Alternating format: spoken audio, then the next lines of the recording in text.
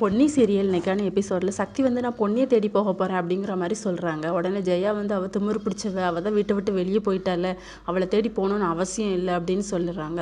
உடனே பிரீத்தி சொல்கிறாங்க, பொன்னி நம்ம எல்லாருமே தப்பாக நினச்சிட்டோம் அப்படின்னு சொல்லிட்டு பவானியும் சேர்ந்துக்கிட்டு அவள் என் மேலே எவ்வளவோ தப்பு இல்லைன்னு சொல்லி பார்த்தா, ஆனால் நம்ம தான் யாருமே கேட்குற மாதிரி இல்லை அப்படின்னு சொல்லிட்டு அவங்களோடதையும் சொல்கிறாங்க. இன்னொரு பக்கம் சக்தி வந்து வீட்டை விட்டு கிளம்புறாங்க. நான் பொன்னியை தேடி போகிறேன் அப்படின்னு சொல்லிட்டு ஜெயா வந்து தடுத்து பார்க்குறாங்க. போகாது அப்படின்னு சொல்லி நெஞ்சை பிடிச்சிட்டு சாயிறாங்க. அம்மா நீங்கள் எதுவுமே ஒரி பண்ணிக்காதீங்க, உங்களுக்கு ஒன்றும் ஆகாது, நான் பொன்னியை கண்டுபிடிச்சி கூட்டிகிட்டு வரேன் அப்படின்னு சொல்லிட்டு கிளம்புறாரு.